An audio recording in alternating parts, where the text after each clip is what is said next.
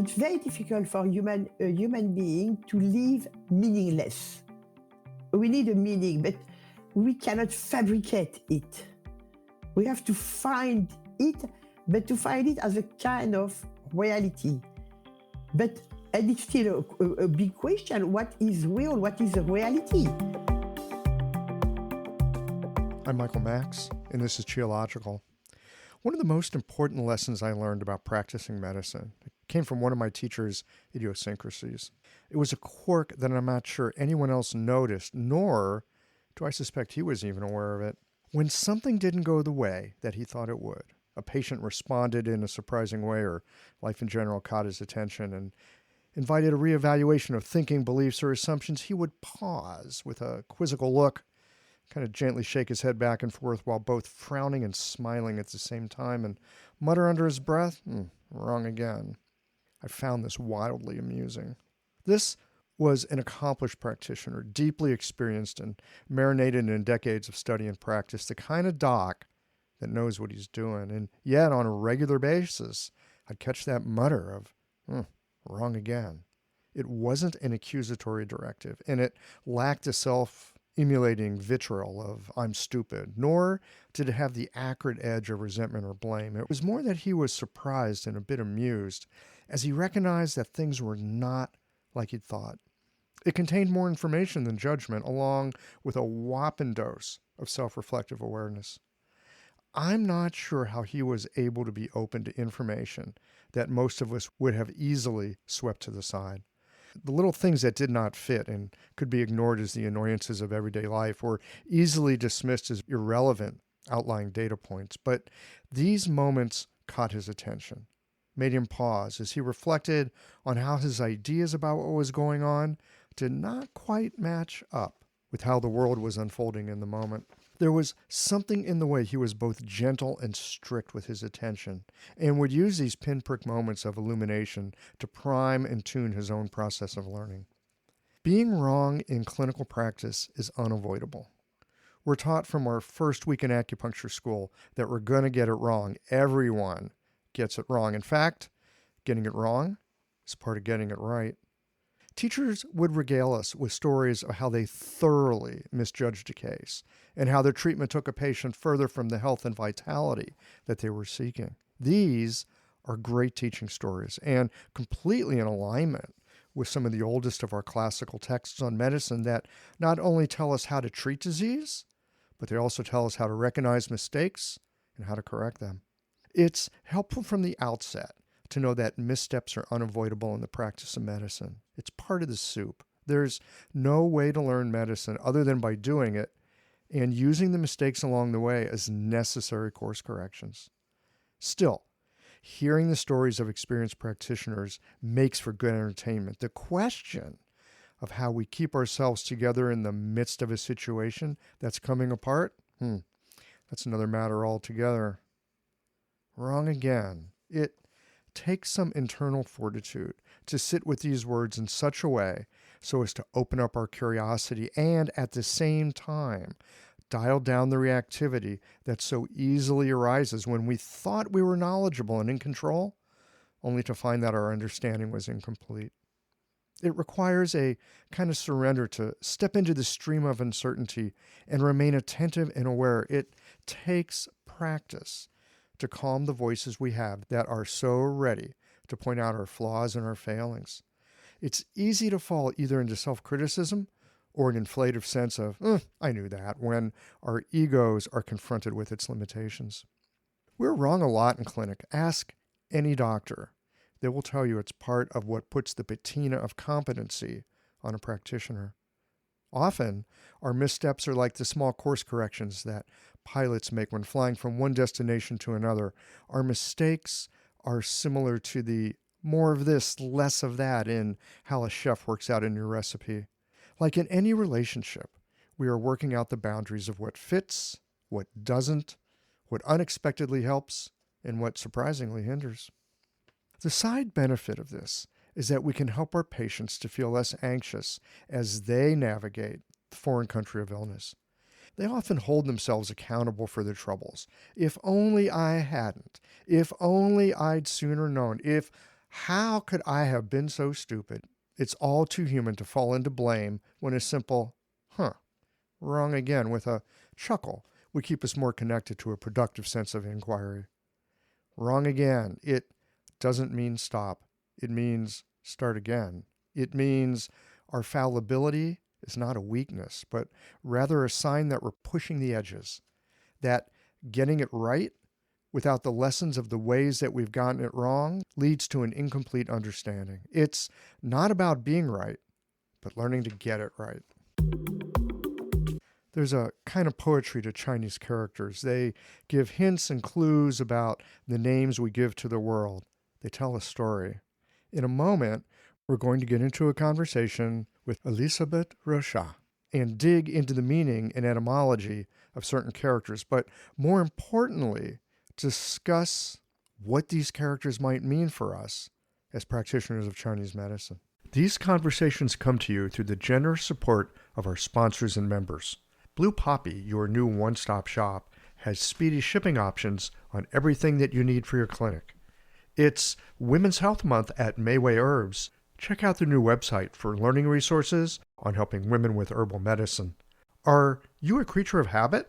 How about making a change that helps your patients and the planet with AccuFast needles? And later in the show, raising your fees doesn't have to be a difficult process. Jane has helpful suggestions on making it easy and effective. And finally, have you considered that having a thriving, profitable practice is one of the most healing things that you can do? Julie Bear Don't Walk has, and she can help you do something about it too. Do be sure to visit the sponsors page on the Qiological website to take advantage of all the special offers our terrific sponsors have for listeners of the podcast. Picture this. Your clinic is buzzing with patients, and then you realize that you're down to your last box of needles. No need for panic, because Blue Poppy, your one-stop shop for all your acupuncture needs, they ship orders received before 3 p.m. on the same day. With a quick visit to Blue Poppy's website, you can order premium needles, herbal formulas, and that special Dr. Bob's oil that your patients love. Blue Poppy understands practitioners can't keep patients waiting. That's why they strive to get you what you need when you need it. From high-quality Chinese herbs and formulations to acupuncture supplies and clinical essentials, Blue Poppy has served practitioners for nearly 40 years with products that meet the highest of standards. Discover everything Blue Poppy has to offer by visiting www.bluepoppy.com, and don't forget to subscribe to their mailing list for exclusive offers and more. Hi folks, I'm Yvonne Lyle, president of Mayway Herbs. May is Women's Health Month, and as a women-owned and women-run business, we especially love how Chinese medicine can support wellness through every stage of a woman's life. So in this month's newsletter and podcast, we're covering topics like PMS, pregnancy, menopause, and osteoporosis. We'll share expert insights and effective treatment strategies you can put to good use in your clinic. Our Plumflower brand line includes herbal tea pills, tablets, extract granules, and organic herbs, all of which you can find on Mayway.com, and where you can also find articles, videos, and other resources to support your practice. Since 1969, Mayway has been a trusted source for high-quality herbal products. In these challenging times, please know that we remain committed to keeping our products accessible and affordable so you can take care of yourself and your patients. As always, thank you for supporting Real Chinese Medicine. Daily habits and routines feel comforting, familiar, easy, automatic. That's the power of repetition. You've worked out the kinks and can do it with your eyes closed. But what if you shook things up? What if you ditched the old routine and tried something new? Hi, I'm John Sten. I've practiced acupuncture for over 30 years, and together with my wife Kelly, we created the world's first eco-friendly acupuncture needle. The AccuFast earth-friendly needle system cuts your packaging waste by 60 to 90%, depending upon your needle type, speeds up your needling, gives you more control, and best of all, while you're healing patients, we plant a tree for every 2 boxes your clinic uses. Thousands of acupuncturists have already made the switch. In just the last year, they've helped plant over 16,000 trees. Since we started, that number has grown to over 50,000. So break the routine. Be the change. Visit AccuFastNeedles.com Your patients and the planet will thank you. I love digging into the meaning and nuance of characters. It's like drinking really good wine with friends who appreciate that sort of thing. And when sitting down for this kind of a conversation with Elisabeth, it's like sampling the top shelf stuff. Okay, let's have a look at some of my favorite Chinese characters and what they might mean to us about practicing medicine. Elisabeth Rochat, welcome to Qiological. Thank you, Michael, for inviting me. So happy to have you here because I love talking about the Chinese language, and it seems like you have a little experience with the Chinese language. Yeah, I don't know if I have a good one or an expertise, but I have a long one. You have a long one. A long one, yes. I start when I was just 20 years old, when I met Father Claude Lard, and now I am well over 70, so it's more than half a century. Sure, it doesn't mean that I know a lot of things, but I am used to Chinese characters. Well, you know, it's funny sometimes. The longer we live, the less we know. I mean, we've learned a lot, but we recognize so often how much we still don't know. How did you get started at the age of 20? Whatever drew you to looking into Father Chinese? Claude Lard, I met him by chance, and he was just coming back from Vietnam in China, Vietnam in the 66, 67. And I was fascinated by the way he had to speak of Chinese philosophy, approach of life.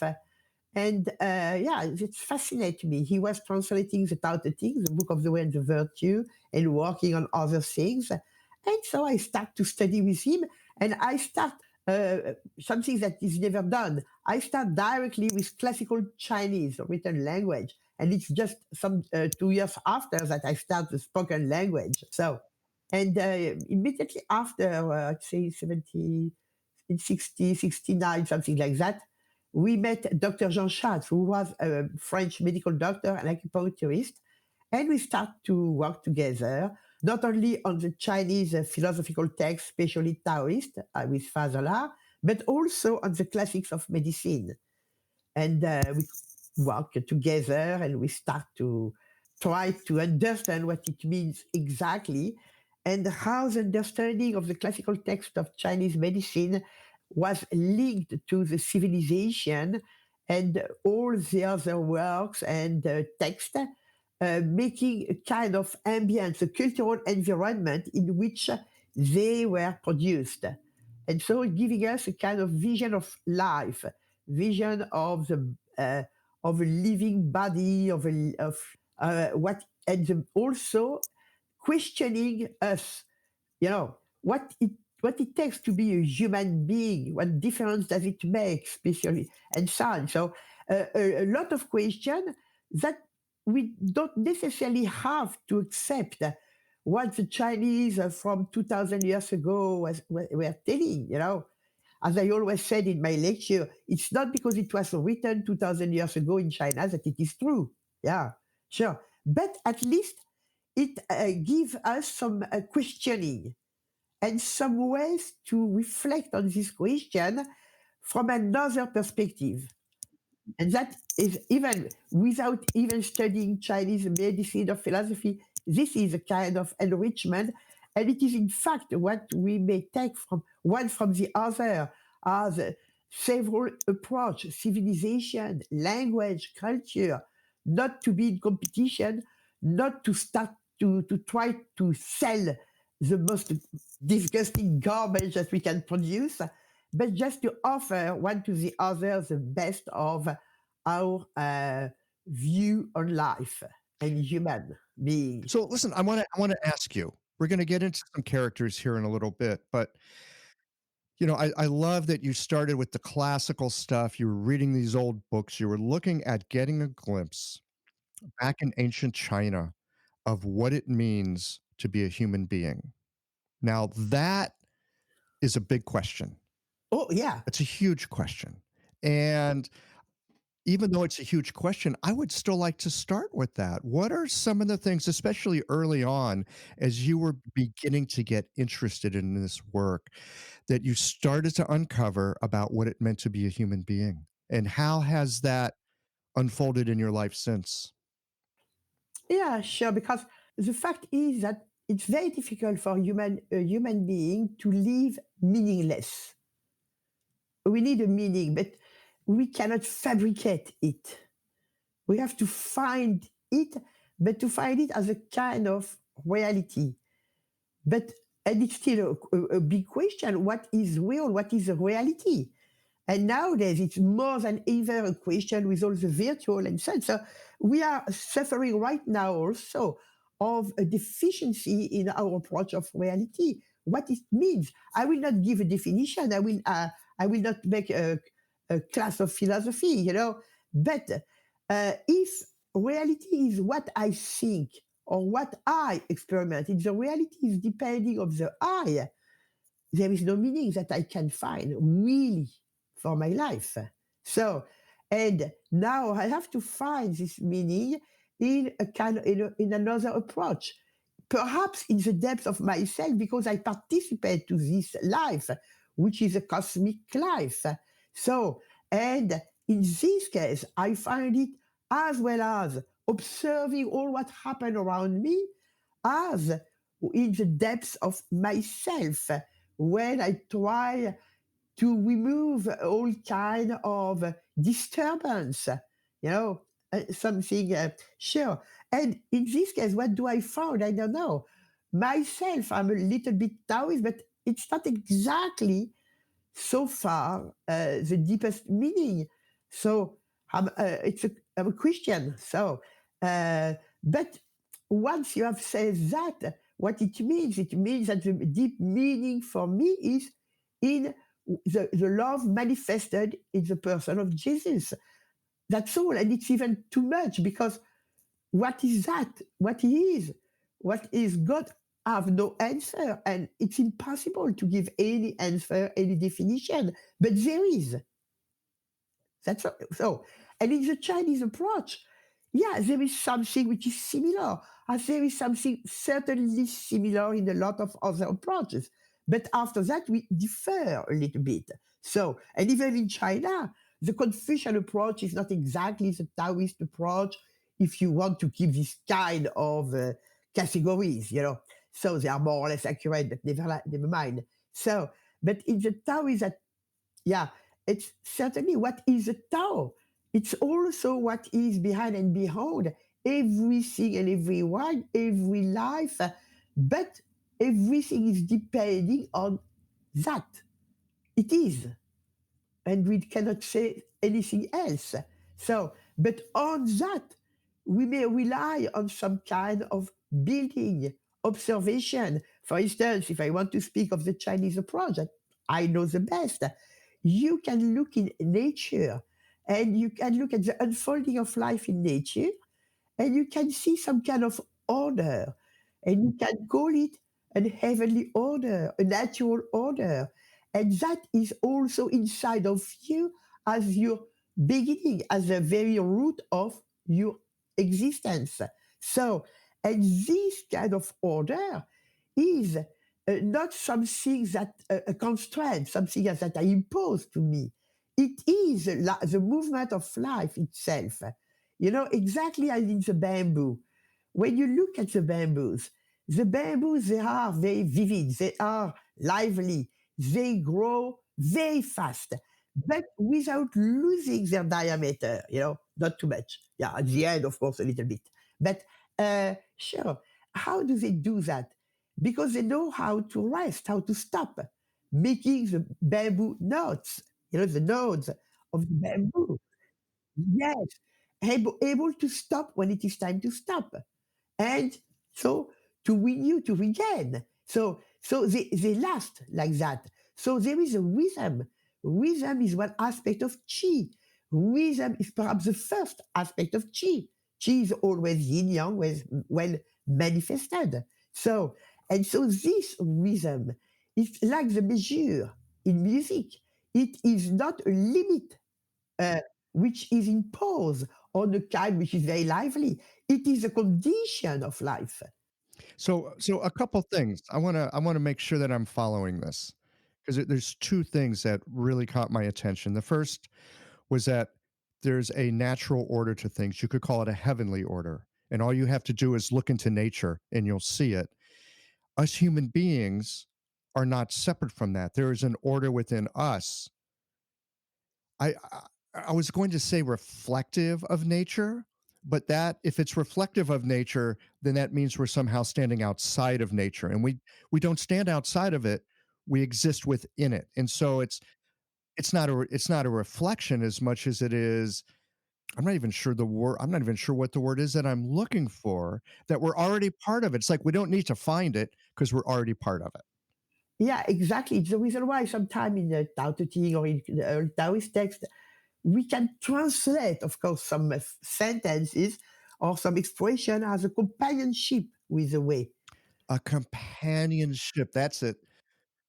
That is a great way of describing it. You know, but what it is, after that, we have several schools. And we have to enter in a school if you want to practice. And if you don't practice, we are in risk to just to err and to be lost. Sure. And also there is differences in the Taoist sensitivity. They will rather be on what is in myself behind all that. What is life? It manifested for a time with this form of life, which is I presently, but which is a lot more. And I participate by keeping it at the best or merging it with the life of the cosmos. But in the Confucian approach, they will prefer, I don't want to cut very strongly between both, but yeah, as a kind of a propensity, they prefer to remain aware of what they do, what they ought to do and to be. And there is something that we found regularly. It's what makes me, what I am, is also the model for what I ought to be and to become.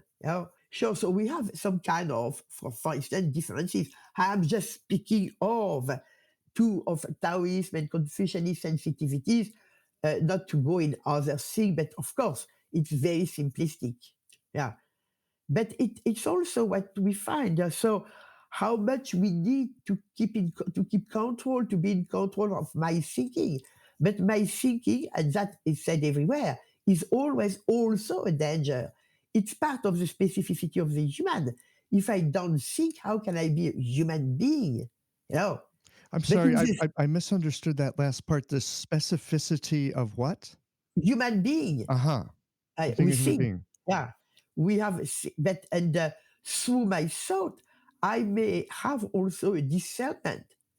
So, but if my discernment is enlightened, is accurate or spiritual, for instance, Shen Ming, so I know when to stop and even when to stop the process of knowledge.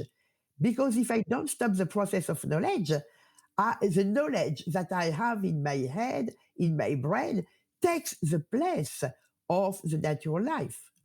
So we're back to that bamboo again, where it grows node by node, right? In Chinese, you could almost say ibu ibu lai, right? Step by step, right? It knows when to begin, it knows when to end. One ending is also a beginning. And because it knows when to start and when to stop, it can grow in this very linghua, this very lively way. It's strong unto itself. And what I hear you saying is that when it comes to being a human being, there is a place for us to discern and be making sense of the world. And then there's a time when we should stop with that. It's like there's a time to plant and a time to harvest, a time to start and a time to stop. Yeah, because coming back to your first question about the human being, what is the difference between a bamboo and a human being? And that we found that in text as soon as the third century BC. So is that I don't only have a life, and chi and knowledge, ability to know and to memorize, but I have discernment, which means that the bamboo grows with stopping at the notes naturally, spontaneously, instinctively. Yeah, but there is no discernment. But the human being doesn't have an instinctive life as such because he participates to the to this spirit of heaven or whatever you call it. There is something in the human being which makes them responsible for their own life. So the responsibility of the Confucian, who is responsible for oneself, for his family, for his country, for the world. And also, even if you are in the Taoist sensitivity, yeah, the spontaneity is not okay, I do what I want, like that. It's I come back to my original nature, which is exactly this point. But sure, behind knowledge and so, but I need to know how to do also. Yeah. So we need both.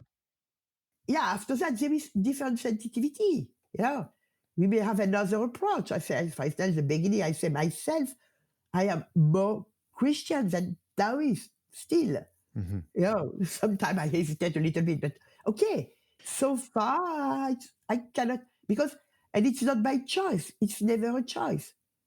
It's never a choice. No, because if you have the choice, it's not real. If I can take this and that, as when I go to the market and I can take either grapes or peach or a melon, whatever, what is the value of that? No, it's because I cannot help.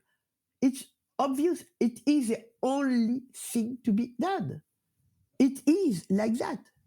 No, I cannot do something else. It's not exactly a choice. It's not a choice. I may choose after to work, to practice, to do this and that. But basically, at the roots, it is just something that you cannot avoid. Are you saying that we don't have choice in this life? Depends on the meaning of choice. We have a lot of choices, but we do not choose the reality. And if the reality is in front of you, it is. You know, But we can choose within the reality. After that, we may choose to have a lot of choices. I can do this or not, and so on. I may decide to follow this path or not. Of course, there is a lot, but I do not decide the reality itself. What is?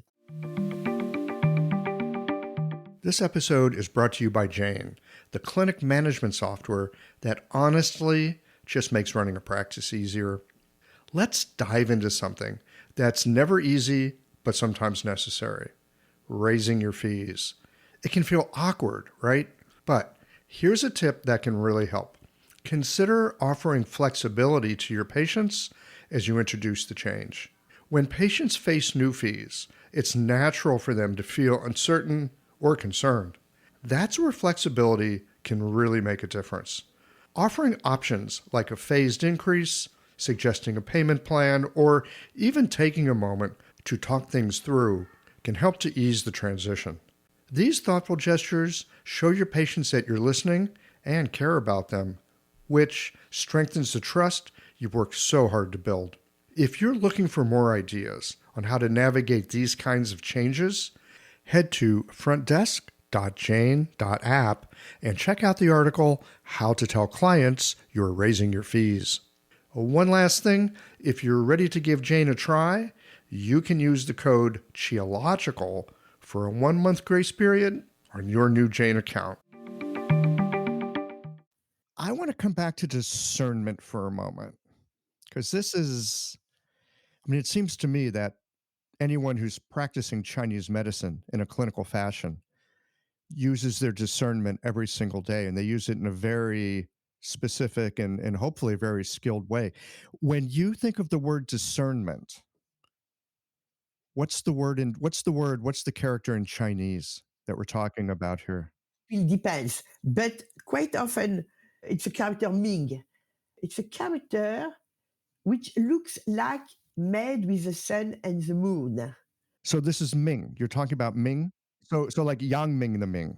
Yes, yes, and it's very interesting because, of course, it looks like made with the sun and the moon, but in fact, if we look at the original uh, graph uh, of this character, it is the light of the moon entering in a room, and so and you have to imagine, for instance, that is my imagination, but it fits with the meaning of the character. So you are in the darkness during the night.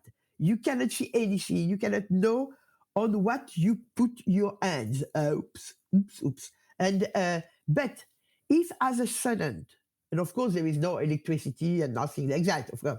But if a sudden the moon breaks out of the clouds and the full moon gives a very great light inside of the room, as a student, you have no doubt. You see things obviously.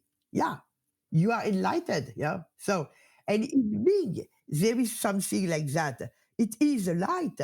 It is also to see clearly, to be clear and seeing, clear saying. So it's also clear, evident, manifest. It's a way you can perceive things. And sure, and you have this kind of light. So in you, in yourself, for instance, if you are able to remove by the practice anything that can block your eyes to see where the light spread, yeah. So so if you put curtain on the windows, you will never see what is in the room because the light of the moon will never enter. So this is my story, yeah, of Yes, course. yes. And unless you take away the curtains, and then you can get the light.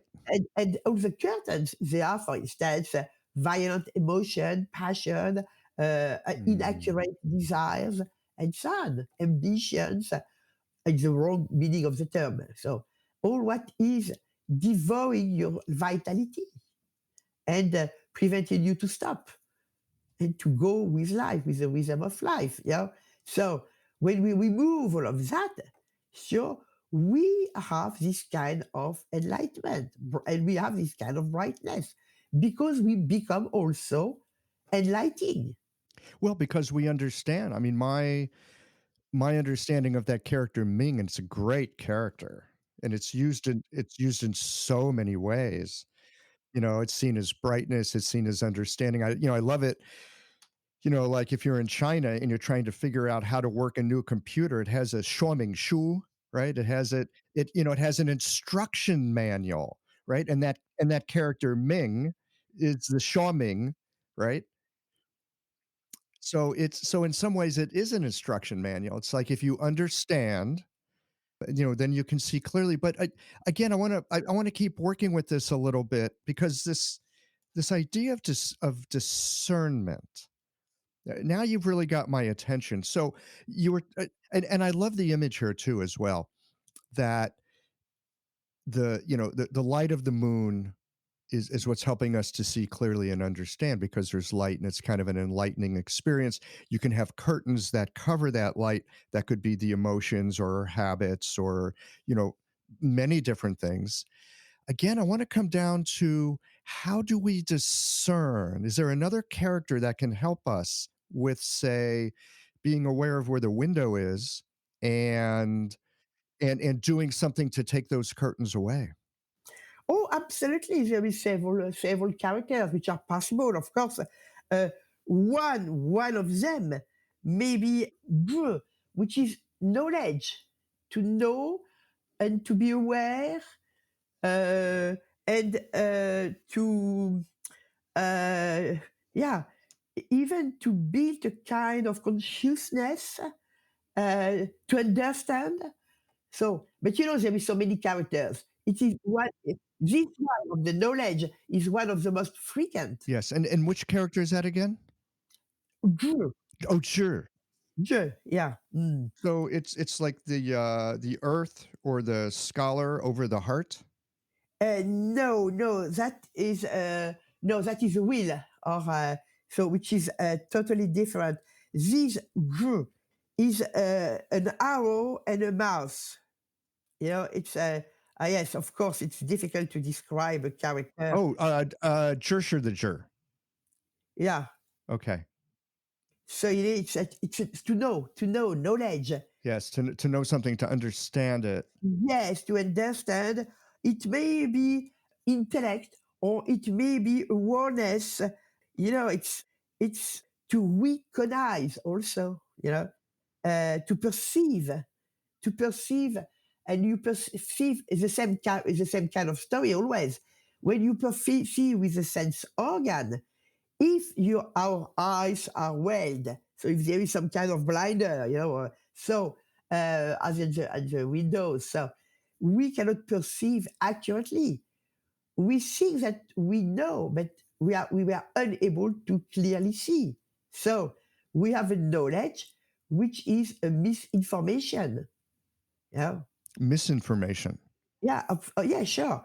So the quality of the knowledge always depends also of how we are able to remove all the blinder.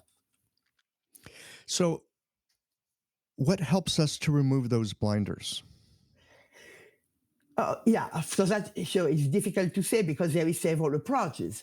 But first is no, some said in a human being it is normal to want to know what is, not to be in delusion. So sure, even if of course I am not speaking with the psychology or modern psychology that yes, there is some people or sometimes we prefer delusion, but I'm not speaking of that.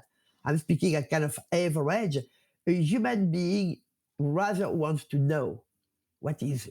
Tell me what is. I want the truth. I want to know what it was, and so on and so on. Sure. And it's also one of the great, a great engine, a great impulse for progress. Yeah, I mean, sure. I see this in my patients all the time. They've got a problem. They may not know what it is.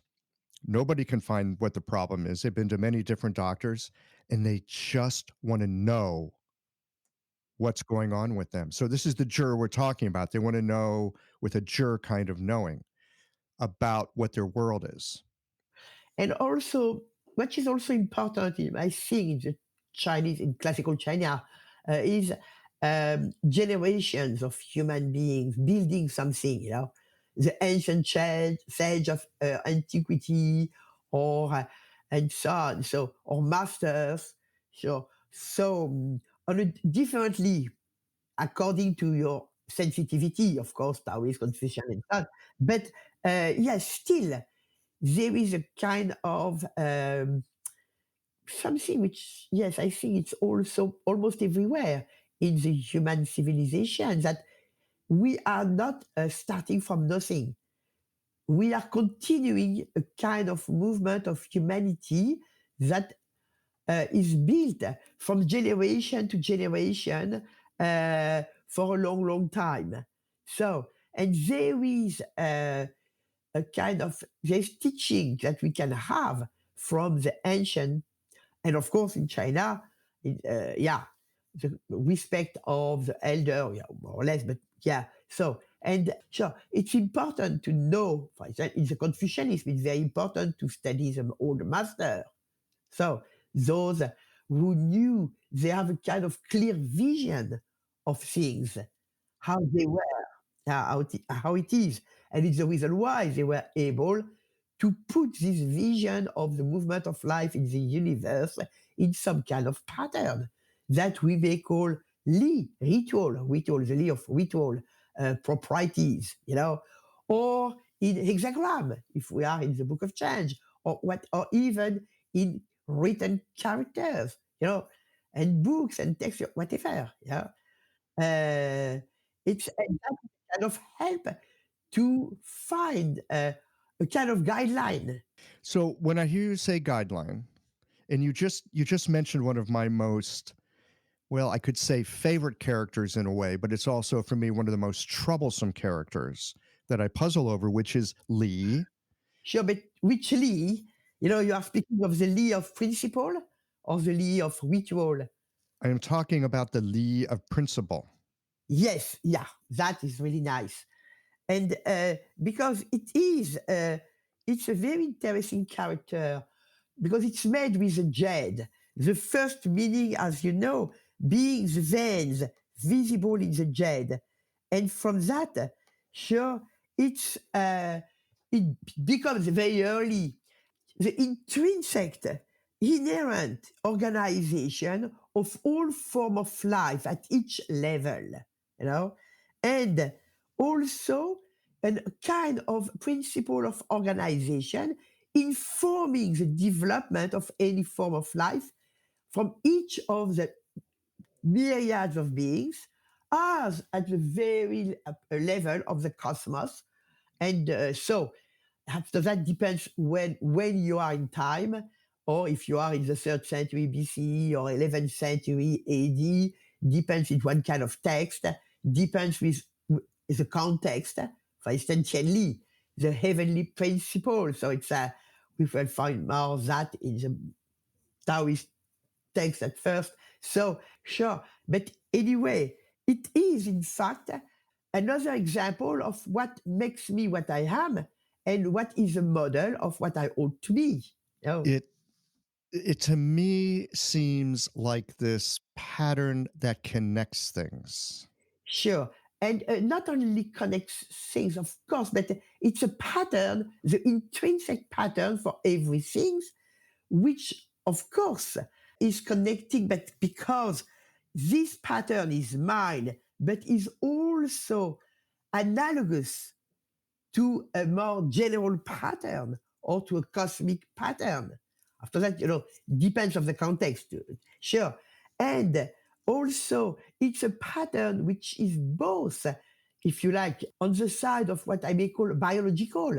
It's a pattern of my body, of my vein, of my skin, of the texture of my skin. It's on Li, the Chinese medicine, as well as it is a pattern for my moral behavior. Mm-hmm. Yeah, it goes through us at all levels. Exactly, it is the same. And another time we can see here how we, in China, in the classical Chinese, we cannot really separate what is biological or physical, as a body, the biological, and moral as a behavior. It's a very, very large meaning of these words. Sure, which is fascinating because it is exactly what we have in the Chinese medicine. But it is totally natural. And it's really different of what we call psychosomatic. So this is I want to dig into this a little bit and focus it down into the clinic in a way.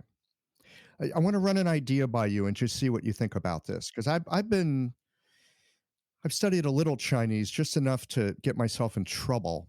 But there are some characters that just like they stick in my mind because it's like a really good poem in a way. If you know a really good poem that calls to you, you can read it at different times in different places and it will say different things to you. You know, all good art is that way, I think. And so when I think about Lee, I also think about coherence, how things are put together, how they hold together. You were talking, we're just talking a moment ago about that you could have something going on emotionally. It can affect how things are physically because of the Li. That gets called psychosomatic in English or, from a Western medicine idea.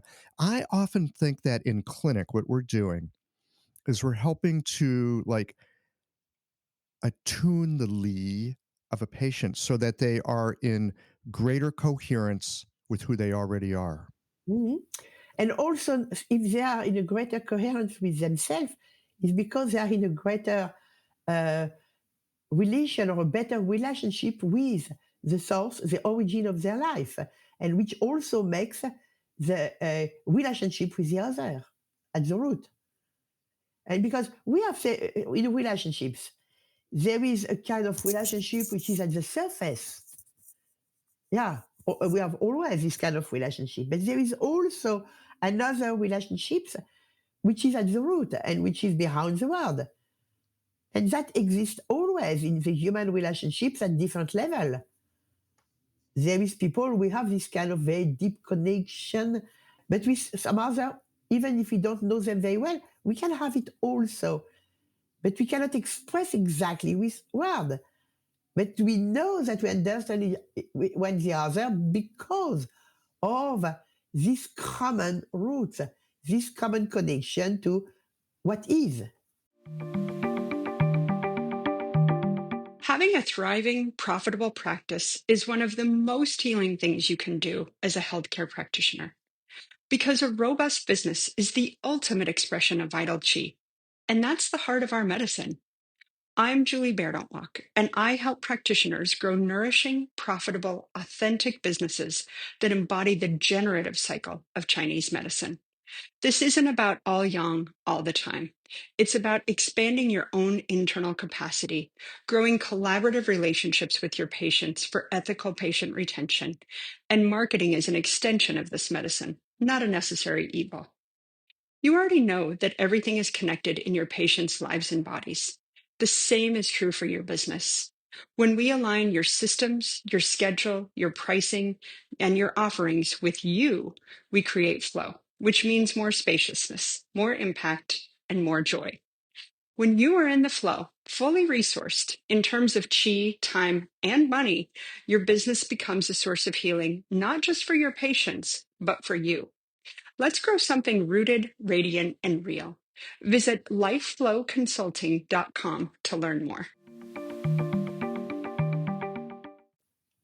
And so by working with a person's Li, helping them come into more coherence of their own, let's say, patterning and who they are, maybe their shoulder gets better because they came in for shoulder pain, but their relationship with their spouse gets better and their digestion gets better. Yeah. And you do what you do is to harmonize the chi. Yeah. And but so this is one of these things. I hear that term harmonize the chi. It's a very nice thing that we all learn in our first week of acupuncture school. We can go decades talking about harmonizing the chi. And so often when I hear people say harmonize the chi, or when I hear myself say harmonize the chi, I think to myself, what the hell are we talking about? We are talking about a kind of pattern that we have to the order of the interaction of chi in a human being. One example, a famous example, is the five phases or agents or elements, you know? So, which is exactly, which may be called Li also. Yeah, the five Li, for instance. So in chapter 5. So, and sure, it's because it's a pattern of the normality and the order and disorder of the interaction of chi. And so I have this pattern. And I know how it is when it is in the limit, how is that? In the limits of what is acceptable for my life. For instance, my heart may beat a little bit too fast or too slow. It's still in a, enough in harmony with what I am to keep me alive. But at a certain point, the disorder will just trigger a lot of difficulties. And if it continues, it will be the limit of the possible harmony or harmonization, and I am dead. You know, it's a, it's a, to harmonize, we have always to refer to a pattern, and a pattern which is a general one, but that I have to apply to this individual uh, with both all what I have in my knowledge, my intellect, my memory, my techniques and sound, what I know, and a kind of emptiness in myself, because without this emptiness, I cannot be totally present to my patient. I cannot totally be present to all the signs which are shown, the side of chi, and I can become blind. My knowledge blind me. Yes, yes, yes, yes, yes. As a practitioner, we know that perfectly. We always have both, and we have to cultivate both daily. You put your finger right on it. I feel like this in so many ways is the essence of practice in the clinic, that there's the part of us that has the knowledge, the juror, okay? And we need that, and there's a place for it, but without the emptiness, the juror can blind us. We cannot see what's in front of us without that emptiness. Yeah. And we accept with no condition. It's just, but that is also a daily working. Okay, so emptiness. Are we talking about kong? Shu. Shu. Yeah, rather shu. Which not like sure and shoe to shoe. Shu, not as? Naiga shoe? Which shoe are we talking about? Shu with the tiger stripes and how you can explain that? Oh, she which is a deficiency, for instance. Oh in yeah, Chinese. Yeah. sure gun shoe to shoe. Yes, yes, Okay, yes. okay. So the emptiness that we're talking about here, for those of you that don't understand Chinese, is the same shoe as deficiency, but we're calling it emptiness here. We're calling it so. So this is fascinating, Elisabeth, because in my training as a Chinese medicine practitioner, I'd always think of like shu as like, oh, shu is a problem. We got to fix that. There's not enough of something. And what I hear you saying is there's an element of shu that we can hold and we can be in, and it will help us to not be blind to what our jur shows us. No, you see, the emptiness, the Yes. void, vacuity, whatever you want to call it, Mhm. is absolutely necessary for all life movement, even if we do not see it. I will take two examples. If I said you have a traffic in the streets, it's normal to have traffic in the streets. If you don't have traffic, it's because there is a confinement or whether something awful happening. So, sure. So the normal thing is, but if we have a traffic jam, it's a bad fullness. If we have a nice fluid traffic, it's a good fullness. But this traffic may be good only because there is an empty space always in front of each car. You know? And if you take a water pipe, it's the same thing. The water can flow in the pipe because of an emptiness, even if we don't see it, because there is no difference between emptiness and fullness when they are perfect. No, that is a first point. No, the second point now is shu. Shu is just the condition of this movement, which is life. No, and without it, I cannot live. As I cannot live also without all the substances, all the things implementing my life, which is on the side of the fullness. So, and even in medical text, chapter 1, chapter 62, the sentence is popping in my mind. You may have sentence telling you once you have solved the problem of the bad emptiness, the deficiency, for instance, in the circulation of the meridian, you have restored the emptiness. Restored the so now I'm thinking, I'm so glad we started with bamboo. So the middle of the bamboo, and part of what gives it its strength and its lingua suppability is the shu at the heart of the bamboo. Oh, yes, here is, and it is when it is empty that it is not breakable. But that is another thing. It's another perspective. Sure. But what is a definition of sheer of emptiness of the mind, for instance? If I take it in a Confucian text of the 3rd century BCE, so I may say it's when there is nothing preventing me to receive what presents itself to me. Ooh, So wait a minute. Say that again. when there is nothing preventing me to receive what arrives, what happens as a thing, as a being, as an event, whatever. All what happened, all what is around me and presented to me, I am able to accept it. So that is emptiness. Nothing is blocking me to receive anything. As it is, of course, as it is. Which is a nice one. And it is in a Confucian text, in one, in one of the most of the greatest Confucian thinkers, chapter 21, yes. Yeah, sure. It's and that is exactly what you have in the street or in the water pipe. Nothing is stopping the movement. Or the acupuncture clinic. Yeah, whatever. or nothing is preventing me to receive what does exist, even if I am not aware of that. I receive it. It's one of the source of intuition, what we call intuition or whatever you want. But I have to constantly work on myself to improve myself by an inner working. If you want to be a therapist, not only a care, uh, so for instance, to care or to give some treatment, yeah, but to be a therapist, I don't know if it is exactly the same difference in the meaning in English and in French, but it takes more. You know, you can be a caretaker. There is nothing wrong because everyone has his own vocation, you know, and nature. So there is nothing bad, nothing wrong. But we have to know what we are and what we want to be. So if we are a therapist, we have to cultivate ourselves in the way of the therapist. Yes. Well, just a few minutes ago, when you were talking about that we need the knowledge and that we need the emptiness, Yeah. I mean, that totally makes sense. You can look at that as another expression of yin and yang. Now, I want to talk about what connects those things up. And I got a suspicion it's this other character that I find very interesting. You see it all over in many different ways, and that's Tong. Or Trog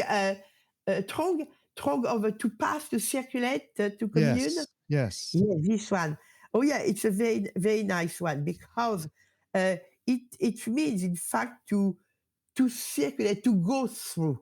So to pass, and it may be very physical. Yeah.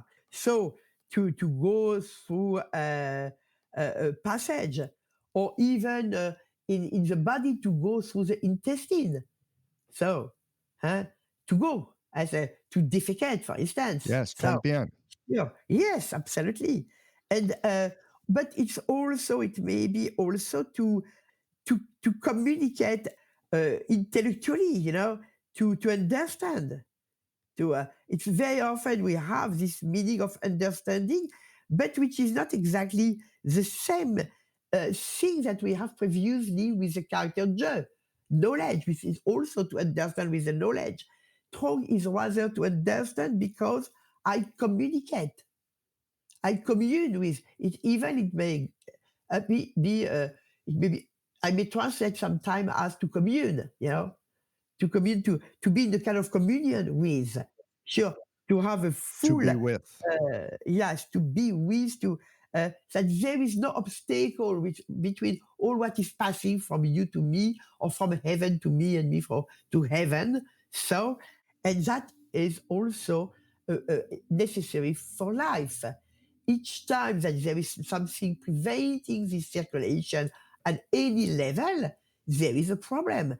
If my intestines are no more making my the feces passing, I have an occlusion. I'm in trouble. So, and if my blood is no more circulating, it's another problem of flowing.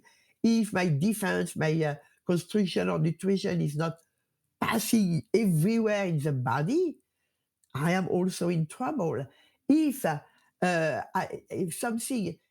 is the passage, a communication between heaven and me, or the chi of heaven and my life is not good, so I'm also in problem. It is the title, for instance, of the chapter 3 of the Sowen. Sure, it's all life of living beings, so it's continue to live because of this communication with heaven chi, you know. And so it is a character which may be translated only according to the context. Yes. Well, this is the wonderful thing about Chinese medicine, Chinese language too, for that matter, that the context is so vital to really understanding something. It's the same in any languages. Mm. Yes, I suppose it is, now that you mention it. Sure. Look at spirit in English. Context? Yeah.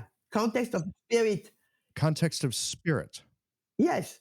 If I go in a grocery to buy some spirits, it's not exactly the same thing as the Holy Spirit, or that my spirit, or the spirit of the nation. It's the same English word. It will not be necessarily the same Chinese characters, at the reverse, and so on. Say say that again. I didn't quite catch that. Sure. If you take the word spirit in English, Hmm.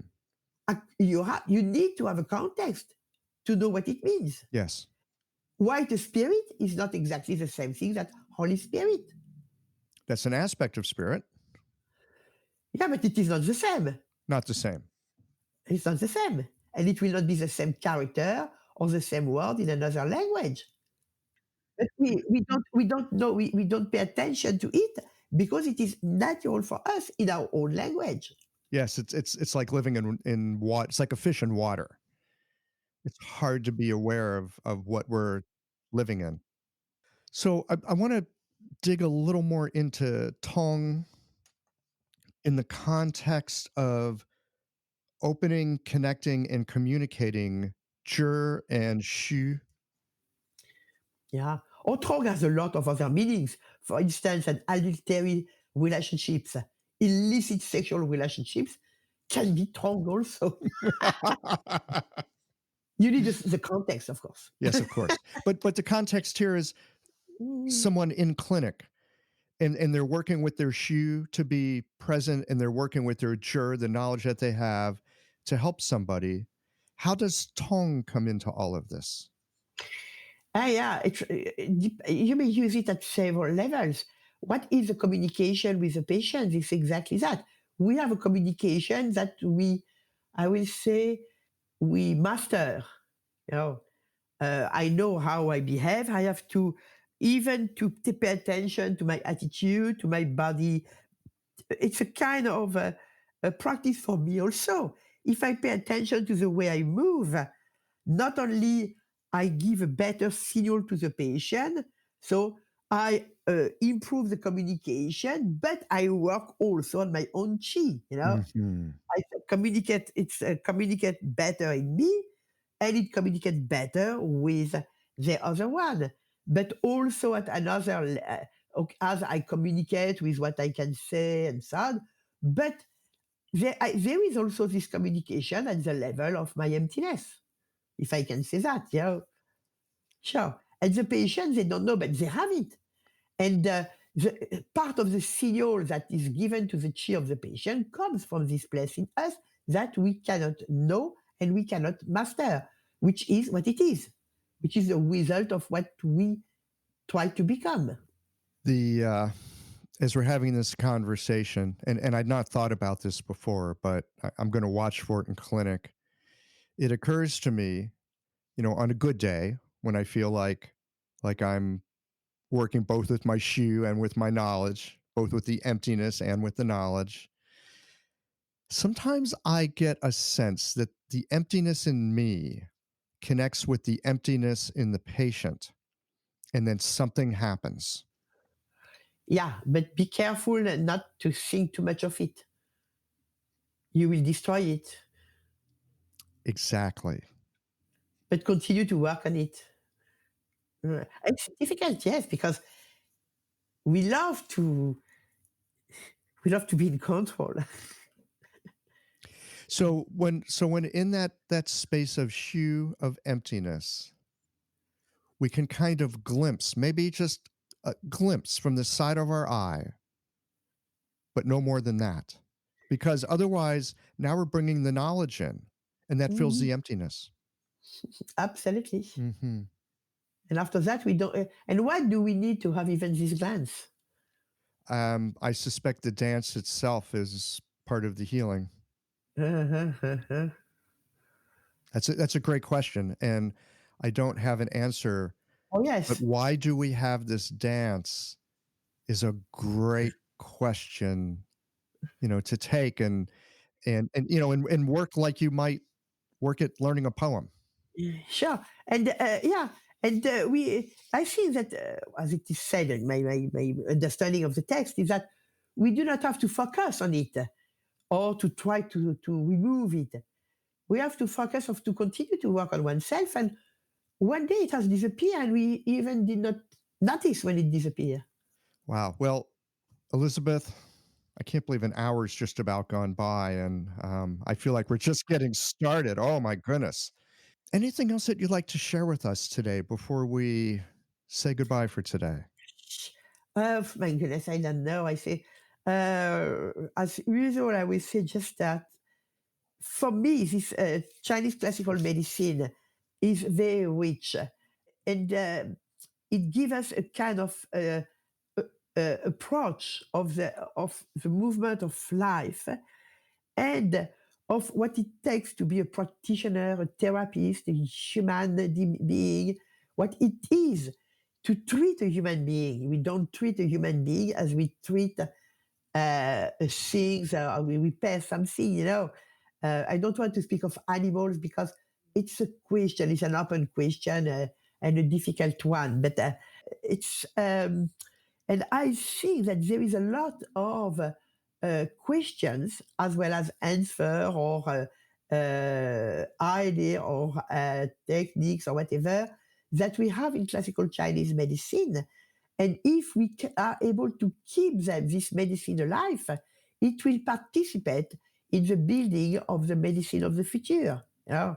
But it has to remain a real medicine, not a kind of science or of the Western medicine. You know? Has to remain a real medicine in itself, with its own corpus of knowledge, its own ways to make a diagnosis, its own treatment, and its own researches. We've been given a tremendous gift, that we can live this life, and what's been passed on to us has been passed on to us. And what I hear you saying is it's partly our responsibility to nourish that, attend to it, and make sure that it goes along. And also not only to transmit, but to participate to the evolving. If it is only transmission, it's already dead. Yes. Participation. We could do a whole hour on participation, couldn't we? Oh yeah, we can. Thank you so much for this delightful time together. Oh, thank you, Michael. It was a pleasure to be with you, and thank you for your help.